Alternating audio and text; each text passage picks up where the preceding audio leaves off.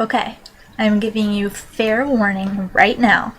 If you do not want to hear the last chapter of Home for Christmas, stop this video right now.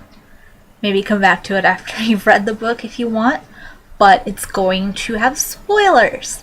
So again, totally stop because I'm going to read chapter 27, the last one of the book, because it's really special and I want to share it with you guys if you would like to see it. So, Home for Christmas. Here we go. Chapter 27, Lauren. The title is Merry Christmas. Sasha hugged Mr. Connor.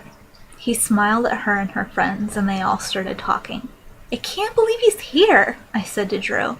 After a couple of minutes, Mr. Connor left Sasha and joined Kim. He shook her hand and they talked.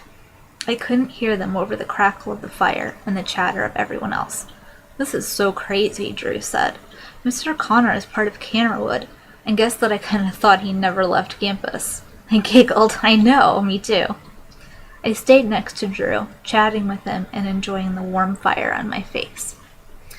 Shoes crunched in the inch or so of snow that had quickly accumulated on the ground. Mr. Connor, I said, almost hopping up and down, what are you doing here?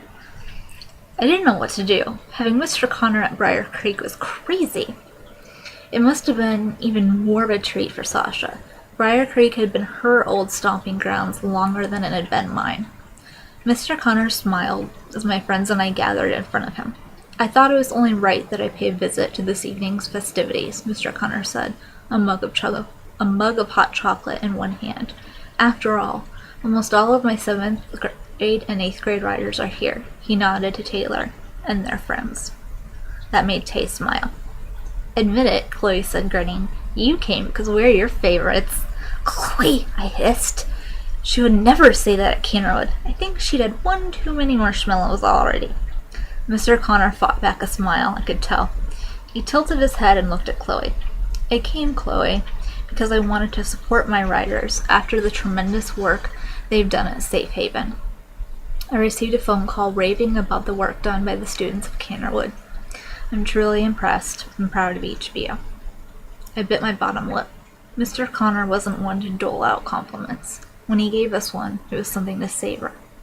Beside me, Chloe's giddiness slipped away. In the firelight, she blinked back tears. Sasha, Mr. Connor called, please join us over here with your friends for a moment. Sasha, Callie, Britt, Heather, Jacob, Paige, Allison, and Eric walked over from the other side of the fire, filling in holes in my group of friends. I want to take a quick moment to speak with you all, Mr. Connor said. Then you deserve to get back to enjoying the evening. Drew slipped his hand into mine. I squeezed his as we looked at Mr. Connor.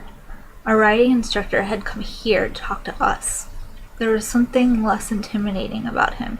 Maybe it was the red beanie over his black hair, or the fact that he wore a gray wool coat instead of a Cannerwood crest jacket.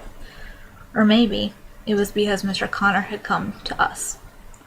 When Kim told me about the bonfire tonight, Mr. Connor said, she invited me to attend and asked that I get back to her with my answer after I checked my schedule.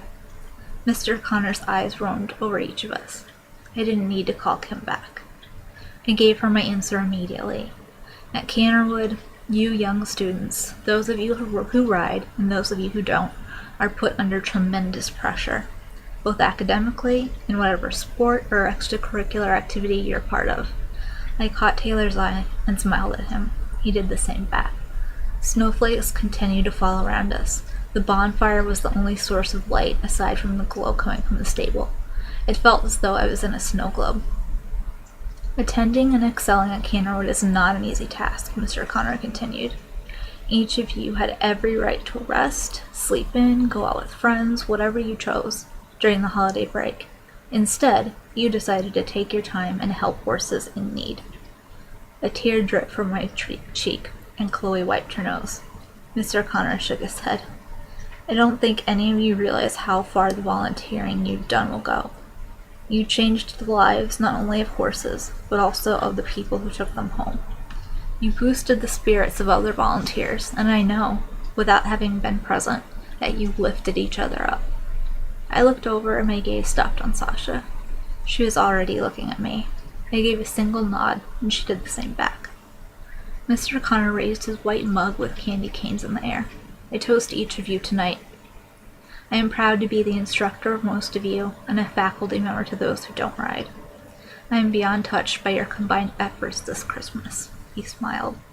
As I've heard around the stable, Sasha and Co. and Lauren and crew, I wish you all health, happiness, and a holiday just as wonderful as the one you gave to countless horses and people this year. Cheers. Mr. Connor nodded and took a sip of his drink. We all burst into applause. I sniffled, wiping tears from my cheeks.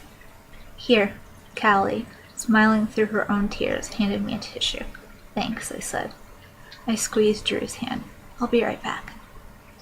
Don't be too long, he said, smiling at me. I won't. I leapt aside, weaving through the other people. I stopped in front of Sasha. It was as if she was already waiting for me. Tears dripped from her cheeks onto the snow. Without a word, we hugged each other.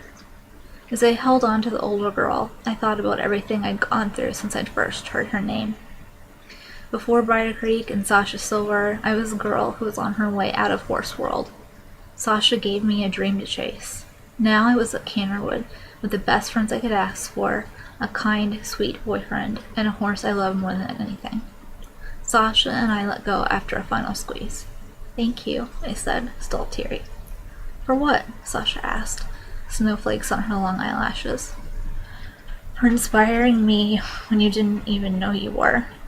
For being someone that I could look up to and not compete against. For letting me take the reins. Most of all, for being with my friends and me this Christmas. Sasha bowed her head. She took in a ragged breath. That's so sweet of you, Lauren. I want you to know that you and your friends have kept me on my toes at school. You're all incredibly talented, and I have to stay at the top of my game. I have you to thank for that. All of that aside, I can't think of any other people that I'd want to spend Christmas with. We turned our heads at the same time. Everyone else had formed a circle around the bonfire. Dashing through the snow, they started to sing. Sasha and I laughed. Come on, Sasha said, grabbing my hand and pulling me toward the fire.